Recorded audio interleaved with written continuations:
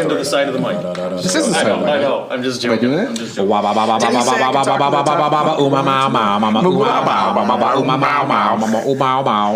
Don't you know about the bird? Hey, everybody knows that the bird is a word. Bird's a word. Can we just open with this? With George just jamming it out? Bird is the. Can I just hit record? I think it is recording. It is recording.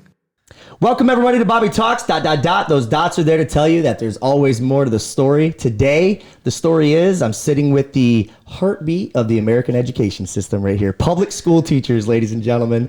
I'm with Eric Strasshofer and Danny Ben-Scooter. Public school teachers in the state of Michigan. How you guys doing? Wonderful. How are you? I'm doing well. How you doing? Living the dream. Hey, first of all, let me just say, first and foremost, as teachers in this world, especially in this country, I appreciate you. Thank you. I needed that today. A lot of times people don't realize that it just needs to be said a lot. I think in our job or line of work, there's too many times it's not about the money. Nobody went into education to get rich. Nope. That's the old teachers, right? Right. The new teachers, we didn't do that. We have a bleeding heart. We have a passion for kids and helping them mold into young adults that are productive members of society. But with that being said, if you're not going to pay your school teachers, you have to appreciate them like crazy. So I just want you to know that not only do I appreciate you as being a school teacher and making that choice, I appreciate you for coming on the show, Bobby Talks. For those of you that are out there, this is going to be there's going to be some controversial moments here that we're not trying to get anybody in trouble, myself included, but I do think it's important to update everybody and be transparent. I am no longer a school teacher with the employer that I was currently at. I decided to walk away from that a couple weeks ago. I have my reasons, and maybe I'll share those reasons down the road. Maybe I won't, but that doesn't mean I'm not a school teacher in my heart anymore. Absolutely. And I did make 10 months of the 10 and a half month school year, so I think I got pretty close. Yes, sir. Let's start there. So first and foremost, you don't have to give the school that you teach at, but just what you teach and how long you've been doing it. Danny, let's start with you. I currently teach 5th grade. Language arts and social studies I team teach. So my partner teaches math and science. And then we kind of split writing. I'm in my 9th year, I think. Oh, wow. 8 or 9. I'm in my 8 or 9th year. Flies, doesn't it? Yes. I think it's 9th, actually. I think it's my 5th of 5th grade, and I had done 4 of 6th. You know how I know you've been doing it a long time? Because now you've officially lost count. I've lost count, right? That's how it works, right? So am I old yet? I don't know. I don't know if you're old, but you're definitely past that provisional certificate. Yeah, when you're not counting anymore. Right. Eric, what about you? What do you teach? I teach this year. I do 6 to 12 band and some choir. I do keep track still, just so everyone knows. This is the end of my 5th year. Okay. Why? After 5, you lose count. It's gone. Well, see, mine was a 6 year. Isn't that how it starts in the state of Michigan? It's first 6, and then after that, you have to re-up that certificate. Yeah. And that's currently where I'm at. I've been teaching high school, K through 12. I've been teaching for the last 6 years, and my certificate is up. And it's kind of apropos for where I'm at in my life right now. I need to re-up that, and I will. I have all the paperwork and stuff. It's just sitting down and doing it. But I was paying for it. And paying for it. Yeah. Frustrating, but what a sad time for me to have to pay for that. Right. But yeah. So athletic director, dean of students, high school, elementary, middle school. So like I will bring in kind of the fill in the gaps for some of the areas that maybe you guys aren't particularly aware of, or how they'll do things. But it's interesting on my side of things to see it as a school teacher, to see it as the person who is in charge of all academia, and then to see it from the athletic side of things and how that impacts the students from top to bottom. I want to ask you guys kind of a very tough question right away. It's we've had COVID this past year, the pandemic. It's been something of a challenge for everybody. The main topic of the show is going to be, should we fail kids during a pandemic season? Before we answer that, I kind of want to talk about COVID in general and like your year in review. What were your thoughts going into the school year? And then tell me a little bit about what your school decided to do, how to tackle COVID, and whether or not you thought a year in review, it made the right decisions. Anybody want to start? I don't want to throw anybody on. Eric? Yeah, I can give it a shot. Tell me how you felt going into the school year to be in person. Well, terrified, because obviously COVID was an aerosol-based transmission mainly in the first part of it. So when you're playing a bunch of wind powered instruments, Sure. you get a little nervous. So it really kind of turned into this more of a discussion of how can we do it safely and Sure. how can we make it happen. And we came up with the idea of bandmass and putting covers over the bells, like most of the other places in around the country did. We did lots of like research. There was a study in like Boulder, Colorado that came out with all of this great data. It was basically the only thing we had to go off of right at the beginning of the school year. So we're all like, all right, bandmass, that's good. Let's see how we can mitigate aerosol transmissions. How often can we play inside? Can we even play inside? Right. We did a lot of outside playing, which meant my poor fair skin got absolutely destroyed every day because I never remember sunscreen. Sure, yep. And it really was awful at the beginning because I genuinely thought when they talked about all this stuff and the Lenawee County's health department was like, hey, like no playing inside. I was like, do I have a job? Right. Am I going to be able to do anything? Right. And when it started to get to winter because the health department was like, you guys can play outside and we'll come back to what happens inside when it gets cold. It's What do you like, do when it rains? No answer. Just figure it out. Exactly. Yeah. So it was a lot of like, let's try something. Does this work? Does Yep. it not work? And a lot of things that we tried didn't work. I'll be 100% honest. It was, I wrote some thoughts down before we started the show and I really struggled this year a lot with just trying to keep my motivation and energy up because I could see in the kids' eyes maybe a month into the school year, they were already checked out. Yeah, and that's something that we'll touch on in greater detail a little bit later. But you had mentioned that the Lenawee County Health Department, whether or not what they were kind of driving the boat, right? They were the one navigating everything. Did they ever show up to the school? Like, did they ever, I mean, outside of your superintendent having conversations with them, did you ever feel like, okay, who's actually holding me accountable here? Was it the health department? Was your superintendent in your classrooms making sure that you were doing what you're supposed to? Maybe he's not supposed to or she's not supposed to. I'm just asking. Did you ever feel Big Brother's watching? No, they what I appreciated about it, I think the most was they let me figure it out. They trusted me. That's the word. At Yep. my young teaching career so far, they trusted me to make the best decisions and work with learning about what my superintendent's information he's giving me from the health department, reading about the health department, reading the news, reading that articles, and working with my one coworker at the middle school, high school level. And we came up with a plan of like, this is what we think we should do. This is how we should proceed. And the school was like, all right, we trust you. Let's try to do this. And they got me all the stuff I needed. We had a foundation that's in town, the Elizabeth Ruthwell Wilson Foundation. Oh, wow. They gave a small donation to all the schools to help get the equipment and the PPE stuff that we needed in the classroom so that we could play like when it was cold outside or raining, and we were able to make it through those tough like winter months. Let's pause there. Transition over to the elementary classroom. So and your interesting. thoughts. So interesting because I did not enter the year in fear, and then when you said percussion instruments and all these things and obviously wind power is how those work. Yeah. I was like, oh, that's a totally different thought than I ever had. I was ready to jump back in, but I think I don't have those thoughts there, but I just could see how much our kids, especially elementary, needed to be back in person. school. Yeah. And for me, I was a healthy person. I wasn't concerned. I wasn't worried.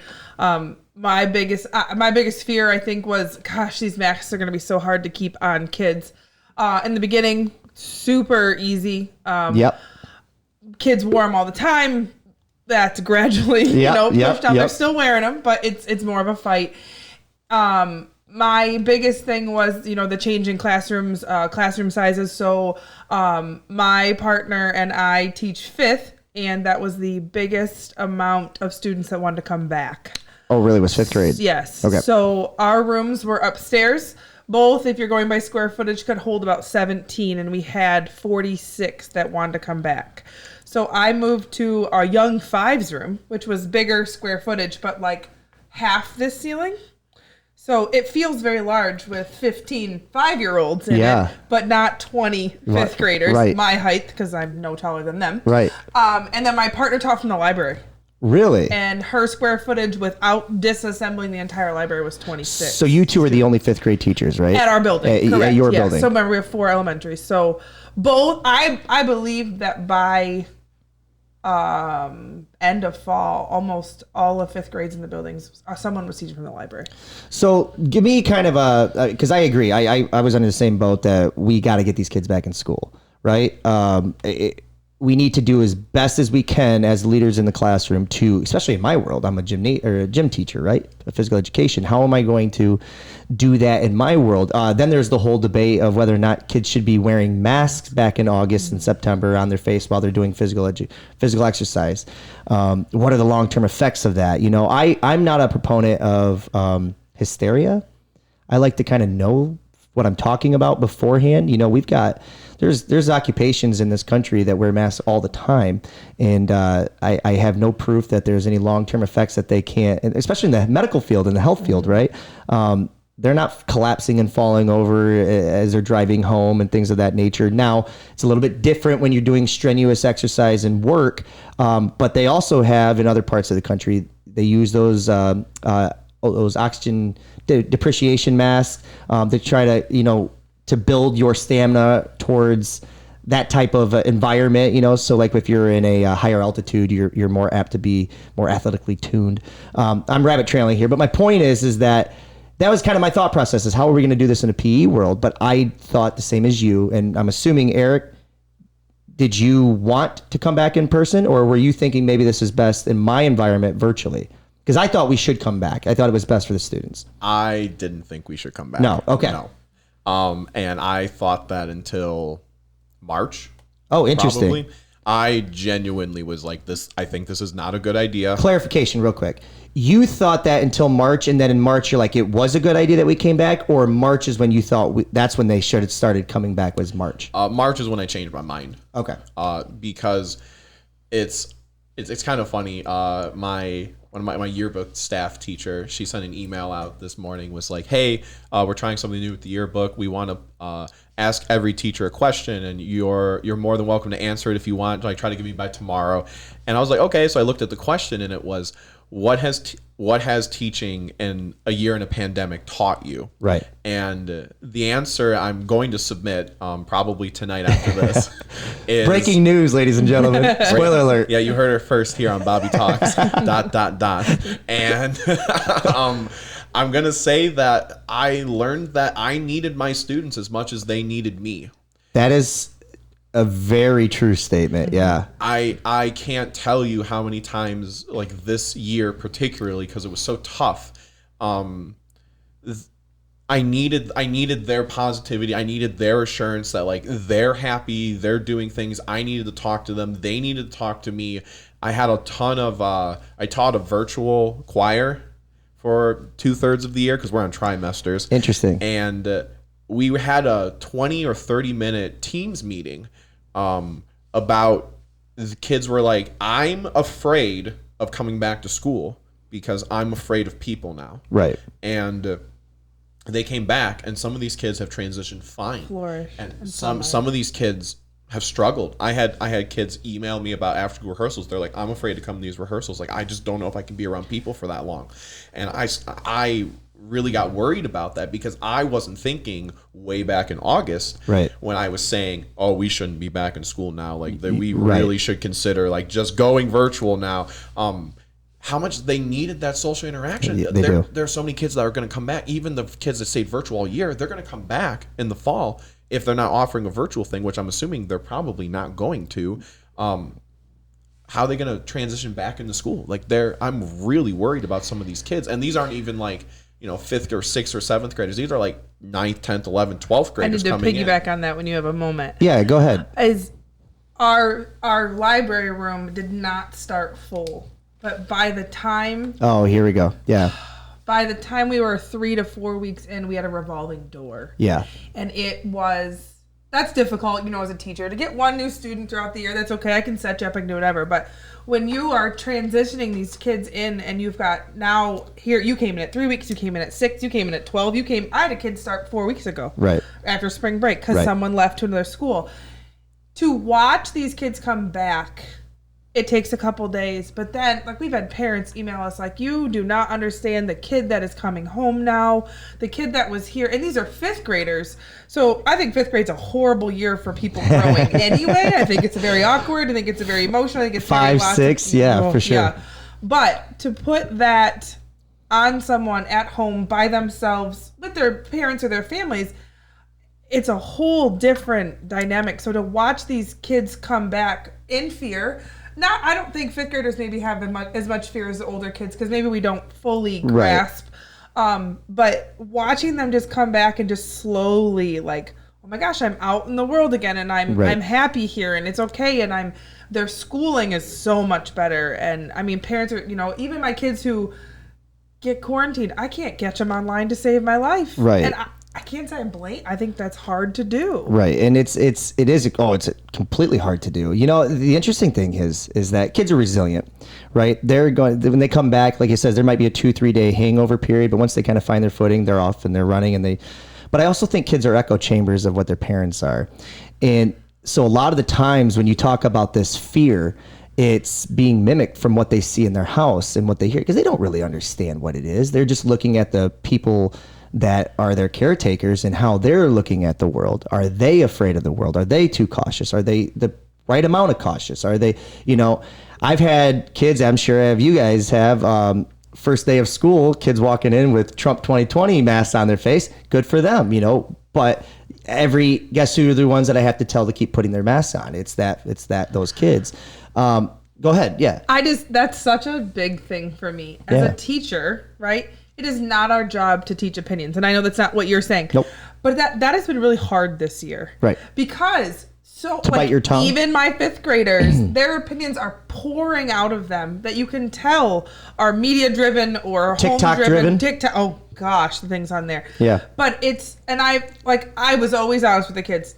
I hate the mask. Right. I would love to take it off, and if I could let you, I'd do it in a heartbeat. Right. But we can't. Right. And that's the agreement we signed when we came back. I don't have a job without it. You're not in school. So let's stop talking about it. Let's stop talking about it. Like not us, but like the kids. So like I addressed that day one. Like, look, there's not one soul in this building, Republican, Democrat, in between, that wants to wear this mask. Yes. We have to. I'd rather be here, and since you'd rather be here too, we don't talk about it no more. Exactly. But you wear it because you have to. I kind of want to, we'll finish up with this, and then I want to transition to leadership. It's been something. So you said in the beginning that you didn't think we should go, and then about March you kind of changed your mind. And then you were the sole proprietor in your classroom of whether or not you were doing enough. And I love that you use the word trust and that your leadership trusted you to do that. Doesn't matter if they hired you to do a job, and the moment they put you in charge of kids, they trust you. So they should trust you fully to do all of the job. Same thing with you. I want to talk a little bit about grading here. You talked about it being a challenge when a kid would come in 6 weeks in or 8 weeks in, and then you try to have to kind of keep them at the same pace. Did you find it to be challenging when you were doing your classroom, whether it be lectures or studies, or you're up in front of the board doing the subject material? Weren't you just echoing what you were doing in the classroom on the virtual field, or did you not know how to handle that world and throw a bunch of work out at them? I worked in a district where we didn't have to do both. Oh. We cannot So complain. you were just an in-class person. I was an in-class teacher supporting I'm telling you, I have no complaints. If we were going to name districts, I'll say it all day that my district had our back on that. We had just virtual, we had just face-to-face. The only time I was responsible for face-to-face teaching was, virtual teaching was when my students were quarantined or we were all quarantined. That was the only time I ever taught virtually. If my students were home, individually quarantined, I usually just put work up that we did and allowed myself available if they needed it. So you only had to handle it when it went to the quarantine thing. Did you guys ever get shut down as an entire grade for a week, 2 week span? If so, how many times did that take place throughout the year? Nothing happened until I got COVID in February, and we had almost 2 weeks off for that. I taught the whole time. Both rooms had to go home, obviously, because I taught both. I teach it. So our school, or I think this is most for most, but our kids didn't move rooms. We did. Okay. So because I had taught in both rooms, both classes had to go home.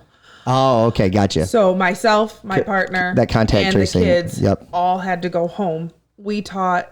I think on the day that we found out that we'd been exposed, I didn't teach the next day, and then by Friday we got a snow day, I think, and it worked out. And then I taught the full time off just online to my kids along with my partner, and then So you were always at the same pace, though, always and that's way different than what you and I experienced. totally different Yes. than most Yeah. districts. I agree. So we were take them as they come, and if they choose to go back. virtual, then and that happened, like you said, or what would you call Revolving it? door. Revolving door. It happened a lot throughout the year. So let me clarify real quick. Yeah. I'm virtual this week. Yep. I want to be face to face next week. Yep. I can go back virtual the following week. Okay.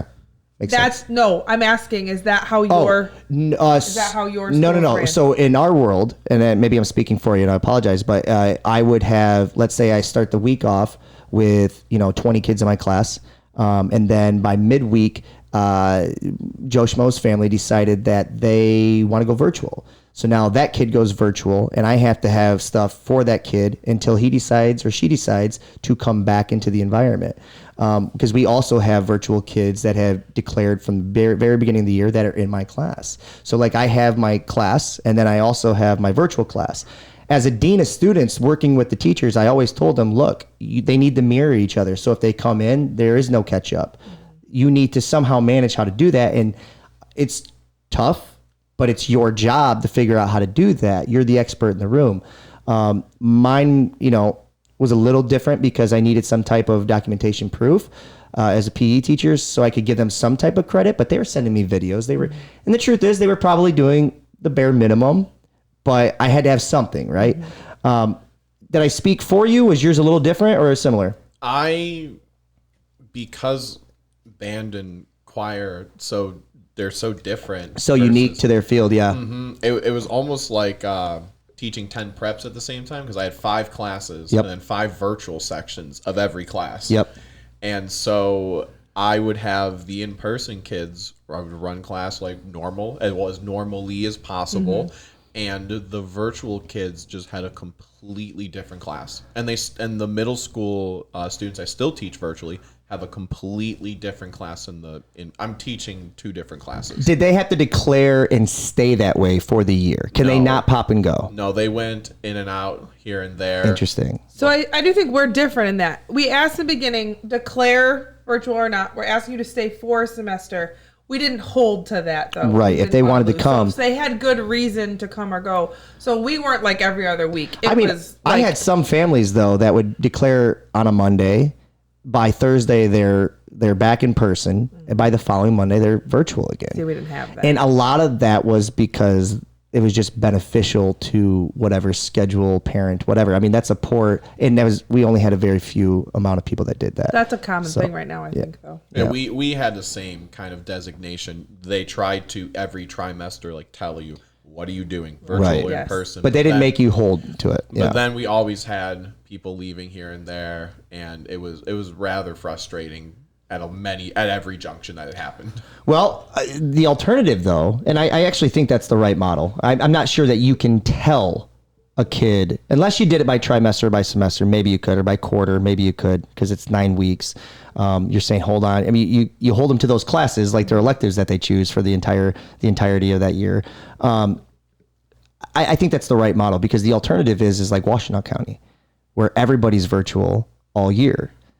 And I fear for how much knowledge has been lost, and just all across the board, and with those grade levels.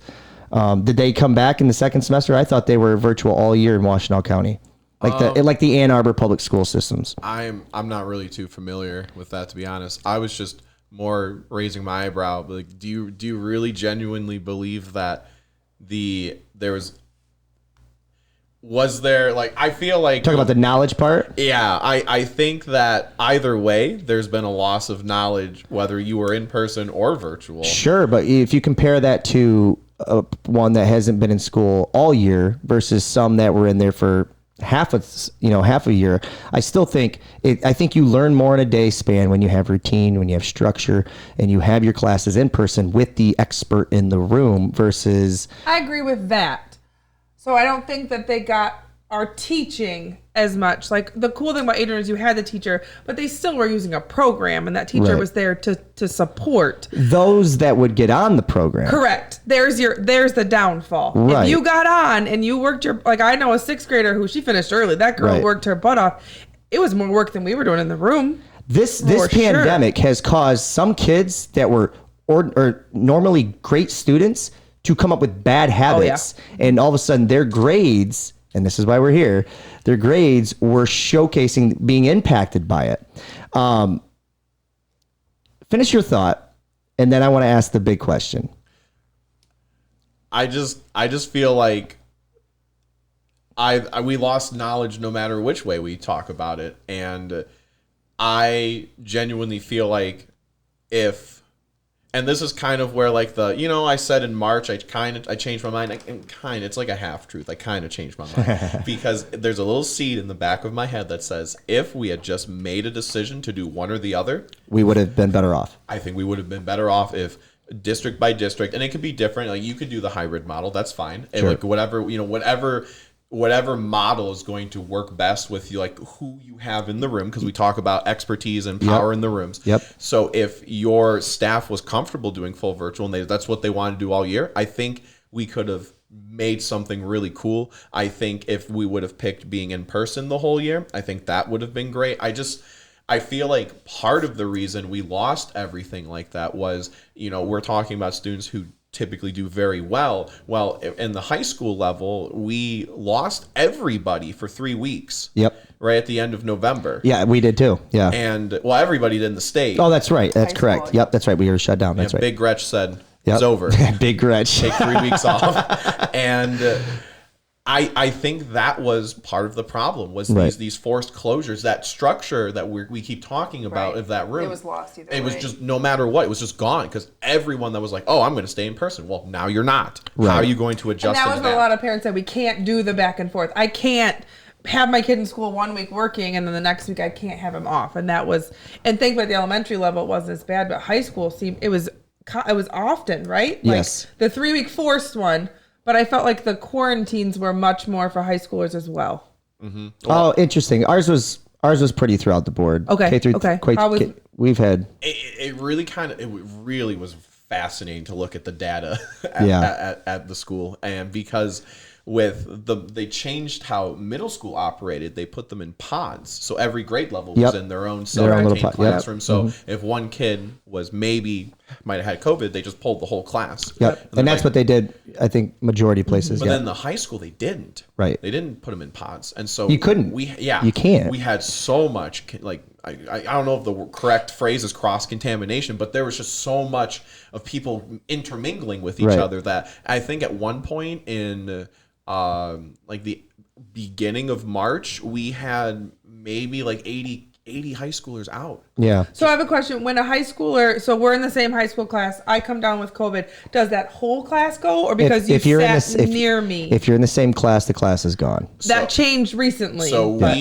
that changed recently. Yep. But I think the way it operated was we had someone in a pod had it, the whole pod was out. But if it was like high school, like where everyone intermingled, it was just the people sitting around. them. Just the sitting That's what around I them. thought. Yep. I think Blissfield was the same. Yeah, way. because it had to be something where close contact was 15 minutes. 15 minutes in person around them. That was the designated call. And then if you came down with it, other 15 Then- people. So that was like yeah. the trickle Yeah. effect for sure. Okay. exactly. All right, here's what we're going to do. We are already at our first break. Time flies. I'm telling you that half hour just flew. I'm going to ask you the question now, and then we'll come back on the other side. So think about it while we're waiting.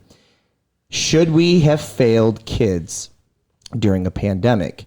And if your answer is yes, you have to back it up with some type of reasons. If your answer is no, you have to do the same thing. You're not just getting off. So we'll see you on the other side of this break. Bobby Talks, Dot a Dot, sitting here with Eric and Danny. Thank you. Welcome back, everybody, to Bobby Talks. 3 dots. You know why those dots are there. I'm sitting here again with Danny Bentscooter and Eric Strasshofer. you are a public education school teacher in the state of Michigan. I've already appreciated you. I appreciate you again for this half. We are talking year in review COVID. We're talking whether or not we should fail kids during a pandemic. And that's where I want to go here and transition here. Elementary teacher, 6th through 12th grade, middle school and high school teacher. I am an elementary, middle school, and high school teacher. I am a dean of students where I kind of have a very big say into that question. Let's ask this question. Should kids fail during a pandemic? Not whether or not they are or aren't, not whether or not your school districts have, should they? Danny. Initially, I say no. Okay. If they were in school and doing the work, and when we had to go virtual or they were virtual, they were attending and doing what they needed to do. I think that So regardless of their work and what they turn in or not turn in, they shouldn't fail? if they don't turn in anything and they just don't show up on those virtual days, or they are out all the time with inexcusable reasons or no reasons at all, then I believe there's a definite you do not have the knowledge to go on to the next level. And I want to clarify to our listeners that you are an elementary teacher. I am an elementary school. That is a crucial spot, Correct. Because so I think that you fall into that category too of maybe you're 12 in 5th grade and I can't hold you back because you have no more wiggle room. Right. Unless you're showing extensive falling behind and did nothing, no, I don't think we should fail you, especially in elementary school. I think it just falls under the same reasons you'd fail a student otherwise. And I don't know, fail, just retain because they need more time. I think that window wiggles a little bit more this year because of the complications. And I think you're right. At K through 5, or if you're a K through 6, depending on what school district you're in, I do think there's a little bit of differences there, as there normally are, right? We always do our best to try to move the kids on to the next level if we think they're prepared. And if they're not, and they're, like you said, extensively behind on something, then maybe it is best that you hold them back. Or maybe they're not age appropriate yet, so maybe it is best that you hold them back. High school is a little bit different. Yeah, I want to just read what I wrote. Yeah, go ahead. I said, should kids fail? And I said, absolutely. I said, no. Absolutely, definitively. Yes. No, yes. Like 100%. I put, and a lot of things I'm about to say are things you just said. And it's no effort equals no grade. Great. Did you try? Did you turn something in? Okay, can we talk about it? Did you turn in nothing? Why? What were the reasons? Are they valid reasons? How much grace is too much grace? Because that was the theme at our school was grade with grace. So how much grace more can I give you if you turn in nothing? Does communication matter? Yes. And if I get nothing in response from anything, how can I in good faith give you the grade? Right. And that's well said, by the way. Well said. Thank you. Perfect. Because I think in the 5th grade, we try so hard to teach this in 5th grade, like over an argument. Okay. You yelled at me in class. Yeah. I understand, Miss Ben Scooter, whatever. Oh no. The argument back and forth got you in more trouble than the initial thing. Right. Communicate with me about why you're not completing your work, or why you were just gone for a week, or why this. There's a whole different story there. But if you don't communicate at all, there is no grace. This was the first time in, I haven't taught forever, only 5 years, but this was the first time in band I had to give someone a 0%. Mm-hmm. I gave someone a 1.4%. Question. Yes, sir. Is that being supported and backed up by the administration? I think it kind of has to. Like they have to look at it the same way I do. How can I give them anything but now we can open this door a little bit and creak it open. What about a no credit grade instead of an F? Right. Because I'm prepared for, at least for some students that I'm currently teaching right now, instead of just giving them an F and tanking their GPA, right, just give them a no credit. Yeah, you didn't earn any credit. That's so much, and like that, I think that's the most grace I'm willing to give a student during this time. Right. I cannot pass you, but I'm not going to bomb your GPA. Yeah, I'm not going to like sabotage your academic career, but I cannot give you credit for this class. It's an interesting take. I go back to a couple things. One, I like the way you originally started no effort, no grade, right? Why would did they earn the failing grade? I mean, the lack of turning in something would mean you've earned that. So then if they earned the failing grade, who is the no credit for? Is it for the adults to feel better about themselves in the situations that they is the no credit for them to feel good about it so that they can move on to the next thing? Or should we hold the kids to a standard and say you were given a curveball in life. Life is going to do that. I'm asking the question. I haven't given you my thoughts. I'm asking the question. I think that for what I teach, because full disclosure, I'm 6 to 12 band and choir. Sure.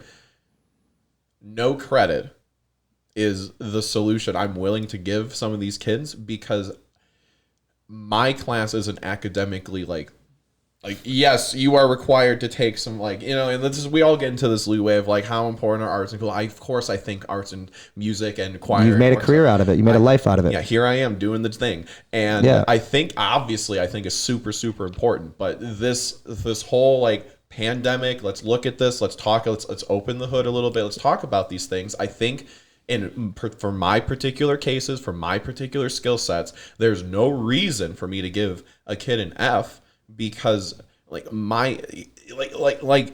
she was saying, you can hold those kids back and because they're failing because they don't understand this content. Right. My class is so it's built on content obviously, but I just feel like when we're looking at all this stuff like academically, and we're looking at like a kid's academic career, what can they do, what can't they do, I think for the parents, for them, for the administrators, for everybody involved, they need to see an academic grade for their academic classes. For their special curricular stuff, I don't want to give a kid an F.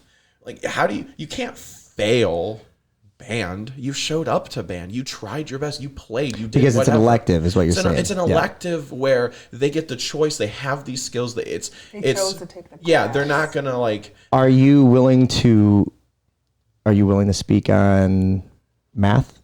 Whether or not a kid that no effort in math, should he fail? Again, I'm just asking. Not a math teacher, but if I was a math teacher and I was in this situation that I'm in right now, they're forced to take that class. I think they get the F. How do you not? How do I go to geometry if I fail algebra 1?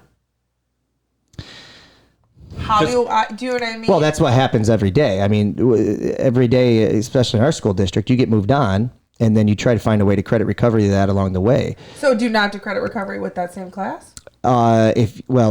It depends. Yes, some school districts have the luxury of offering multiple classes throughout different hours where it can match up to a schedule. If you're in a small school district like the one that I taught at, you would not have that luxury. You'd have to make that credit recovery up because it would impact the rest of your sophomore year classes. Correct.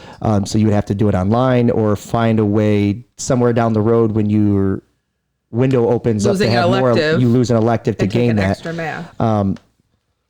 It's interesting. The reason I ask these questions is because, you can always talk about whether or not grades, should all subjects be pass, no pass, pass, fail? Should all subjects be you either show that you are understanding of the subject or you're not? Well, what I'd like to add is you have to put on special lenses when you look at my answers here, because I'm also thinking about retention. If I give a kid an F in band, right, are they going to come back? Right. Are they going to be morally personally hurt that I failed them? I have the relationship that I've built with some of these students.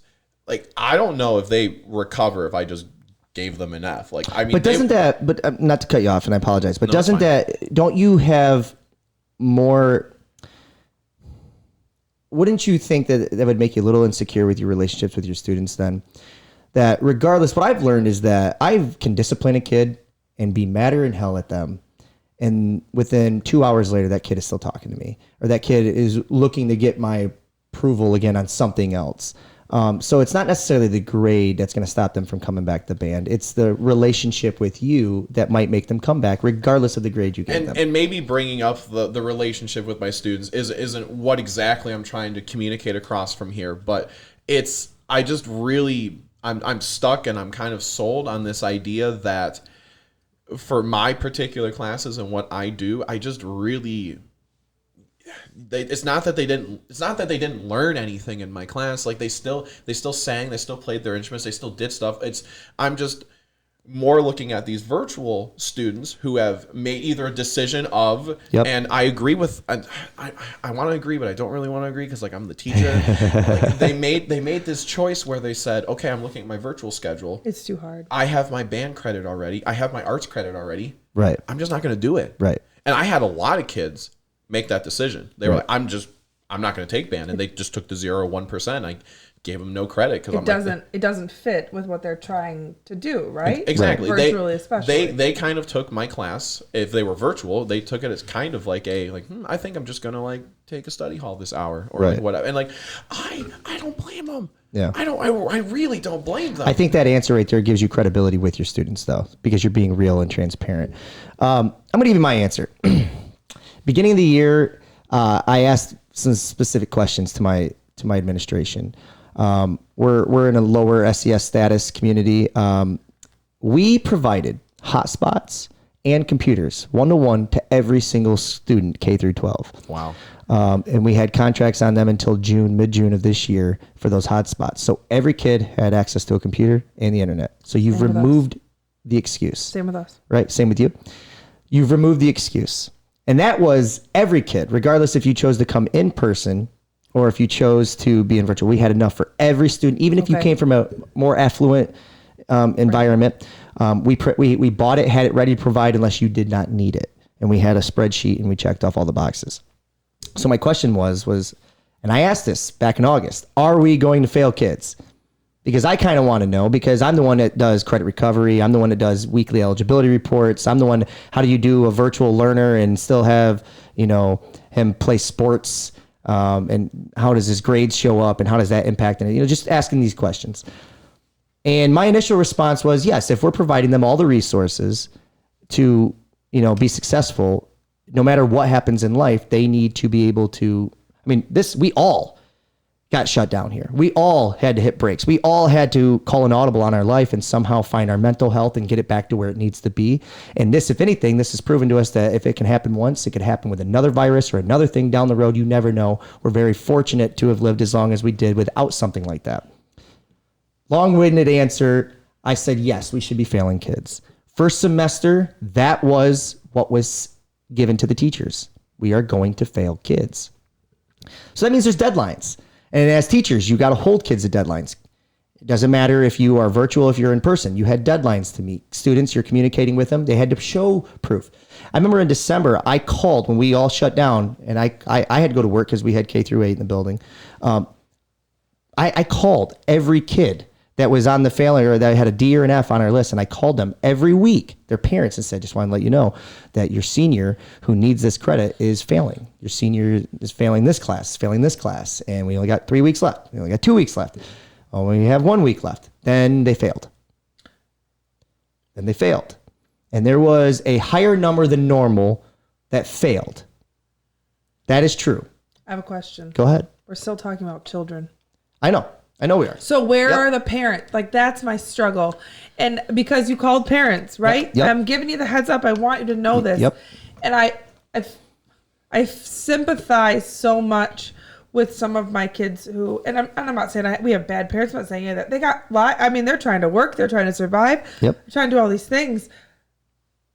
Why was virtual a choice you made if you knew that you and your child we're going to struggle to do it? Well, and I'm thinking more of the kids that were in person who then got forced to go virtual for 3 weeks. Okay. I really made sure that if we're still failing these kids, which we were, then they need to know. And I did my part. It takes a full day to call a list full of kids, right? Yeah. I did my part. And I felt good knowing that, unfortunately, you're going to fail, but I gave you all the warnings I gave you all the warnings in the world.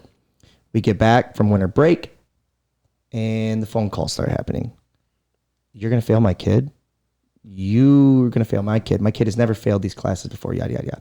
And they'd stack up to eventually us having a meeting as a staff and us backpedaling. And then we gave all of those kids another month to get their grades up. What's the difference between another month and the deadline that we originally had? Is it for them or is it for us to feel like we've done something for them? But we did that. That's black and white. That's what was done. The staff was very frustrated by that because they expressed your concerns early on. We're talking about students, but when the decision was made and then now it came out of my mouth and I'm saying to you, you're going to fail if you don't. And now my words mean nothing because we've been undercut by that decision. Now, what does the second semester look like? And that's where, at my district, that's where we really got into some trouble. And I am on record saying, I said it then and I'll say it now, that should have never happened. The backpedaling or the failing in general? Well, that's Great question. It's a great question. Once they made a decision, the administration made the decision to fail, you have to fail. Agreed. Because you made the decision, right? It goes back to like going virtual or not going virtual. Make the decision. Now, a lot of people have said, Robert, if we're wrong on something, we need to admit we're wrong. Okay, maybe we learned we're wrong. Maybe we did. I don't know. But this time around, how can we hold them to a higher standard? Because now the kid knows that they're looking for the bailouts. So and this kind of ties into my original answer of I think kids should fail because I've heard rumblings and whispers in the classroom. You know, kids talk. They love to chat. As we all know as teachers, Sure. we Yep. cannot get them to shut their pie holes in the middle of class while we're yep. And I know I've heard some of my students admit, I teach, I've heard students admit that were at the school who just go to my school.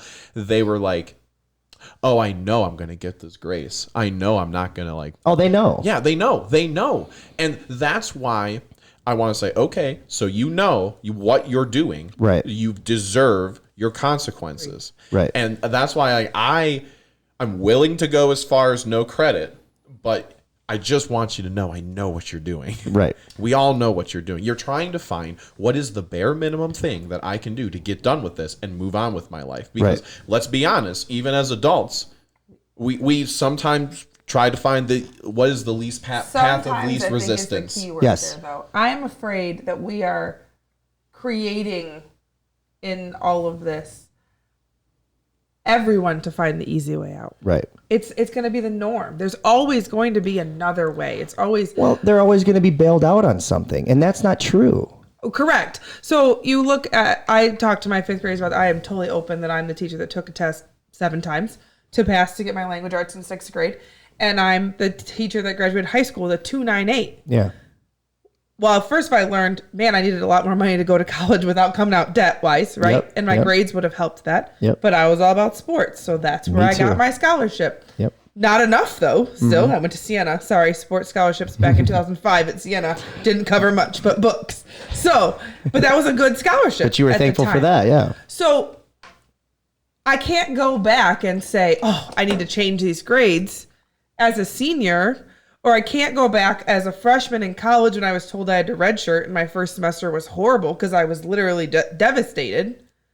All I could do was work harder to make it better later. Right. And I feel like we're just opening this door for everyone to find a way out of the mistakes we made. Yeah, and go ahead. You want to say something? I'll say what I. Well, yeah, this is talking about failures. This is the band teacher that failed his hearing test in 5th grade. Right. Absolutely bombed it. You know the one where they like play a Yeah.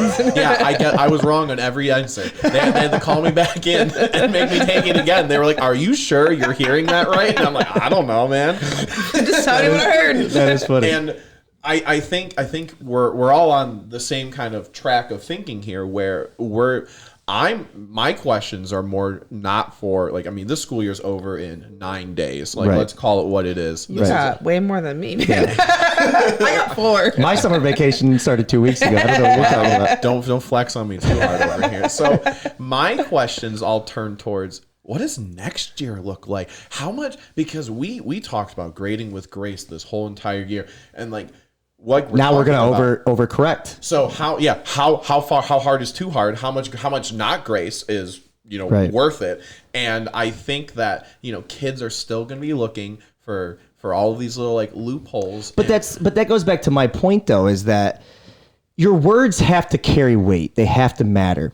And we made a decision in August to make them matter. And then we undercut that decision, and now they don't matter. And Because you now got a little pressure. because you got a little pressure, and that's the problem, right? Is that pressure you should have saw coming, and You knew it was gonna you come. made a decision, and then you should have had a plan for when the pressure came. So the issue that I have is that now I'm going to give you my answer. So I told you back in August, I thought the answer was yes, we should fail them.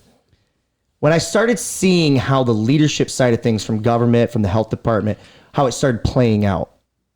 Let me give you an example from what it looked like for one senior boy from March on.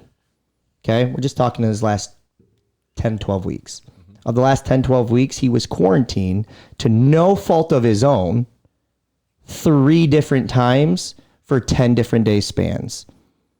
You talk about coming back, you're excited, you're going to get in, and then all of a sudden your friend's girlfriend's friend has it, and now you're gone again, and you were in school 4 days. And you come back and you did it again, and you're I in there. made it through. I'm You here. made it again, and your friend's friend's girlfriend had it, and now you're gone for another 10 days. And you, in that span of the last 6 weeks of your school career, you were only in school maybe 2.5 weeks. That's difficult. My teaching partner's class was in class for 3 days in April, 3 days. and 2 of the 3 days they were sent home again halfway through. So my question then is, as a human being, we need structure and routine in our life, right? But we also need to have a semblance of control of our routine and structure in our life. So the question is going to be, is that kid supposed to be so flexible every time? Yep, got my computer, I'm ready to go, bam. Or is he have leeway for us to say, Dude, we need to show this kid grace? So can I answer with a story? Yeah, please do. So when I was in 9th grade, I thought I was really smart, which was the problem. Was in 9th grade. A smart kid who couldn't hear. Yeah, what? So I signed up for at my school. I signed up for Honors Algebra 1. Okay. And we had a teacher. Her name was Mrs. Prince. She had my brother before me, and it was the only time in school history that a teacher called my older brother by my name and not me by my older brother's name. She would call my brother Chuck Eric all the time, and he would get so mad. I'm like, now you know how I feel. So Honors Algebra 1 was an eye-opening experience for me because Mrs. Prince taught and what she kindly dubbed the exploratory method, where class would kind of run where she'd say, hello, everybody. We are going to learn about chapter 1.4 today. It's in your book on page 27. Your homework is questions 1 to 47. If you have any questions, please let me know. I will be at my desk. Good luck. Interesting. And that was class. And every day. Welcome to Honors Algebra. Do it yourself, you self-advocate. And so, yeah, and so I got a C+ in that class. And just to give some context, I was a straight A and 1 B+ student.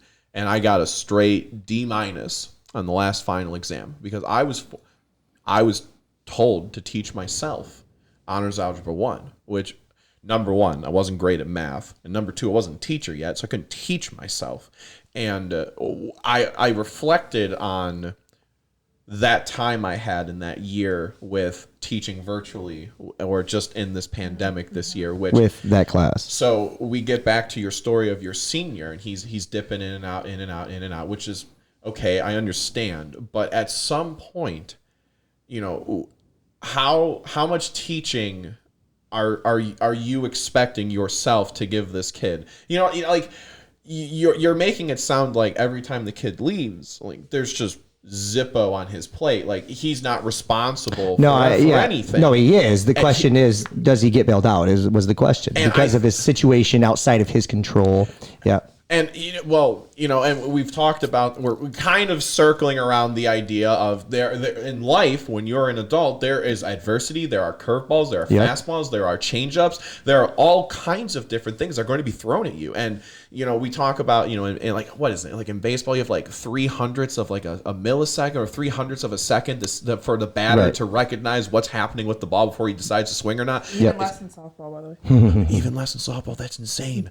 And so we get to this concept of how do we change education from this point on? Because this kid, while he deserves to get whatever grade he got based off whatever work he turned in, absolutely. Yep. And we should throw him a little grace. Like, obviously going in and out is tough, it's challenging, especially for you've never really experienced anything like this before. Yep. And you're a senior. Yep. We all want you to graduate, we all want you to walk, but we have to remember that walking isn't graduating. Diploma. Getting the diploma, I just had that conversation multiple times. Is graduating. And so I want to know what he did. So interesting. He also had overloaded schedule. He needed to be there because he had to turn in, you know, he had to have multiple, I think he had 2.5 credits worth of overload. So he was at 9.5 because he would put himself in a hole. And the 8th credit was him sitting down after school with a teacher to work on things. So that was kind of a challenge, right? So he passed and graduated and is fine. And ultimately, I think every teacher that did pass him and showed the grace they did, I think they made the right decision. The kid is special. He's the closest relationship I have. Grew up in a household where father in and out of jail, mother wants nothing to do with him, nowhere around. Just a older brother who's really been his father figure, and it shouldn't be the case, right? So there's all those layers, and we all have stories, right? Mm-hmm. So to me, the answer is this: should we fail kids? Every case is situational. Thank you. Agreed. I think that's every kid's different. Every case. Hate to tell you guys that 59 minutes into the show, but every kid is situational. So I think you, as the expert, the problem is that it is every case is situational, but parents want it to be uniform. And when they come in and say, well, I talked to, Billy's, only when it's negative, right? Only when it's negative. I talked to Billy's, you failed him, blah, blah, blah. And he did the same thing. I stand by my grade. I stand by the process of how I got to my grade. Got to the grade. Are you supported in that yourself? Wise? Well, I wasn't in the first semester. And I quit my job, so I don't know if I would have been in the second semester. So I will say that I have been supported in that. So I've actually never until this year. Pause that. Yes. Here's what's going to happen. We'll stay for a little bit longer. If you guys got to go, you got to go. I want to hear that. I want to talk about your personal energy, and I want to dive into a little bit of what next year does look like. And then we'll do that in Spotify overtime, extra innings, whatever you want to call it. Hey guys, I really appreciated you being here for our YouTube listeners. Guys, this has been awesome. I love sitting down with other educators because you can tell that, first of all, you've been a mile away from the mic, but nobody knows because you have a projector's voice, right? Other people are so soft and they don't realize anything. Yeah, no, that's not me. So you've done a great job. Eric, Danny, I appreciate you guys being here. Do you guys have any final words for our YouTube listeners? Subscribe was the word you're looking for. Subscribe all day. Subscribe, just do it. Hey, YouTube, we'll see you on down the road. Spotify listeners, stay tuned. So you were talking about what your administration, how the support you have. So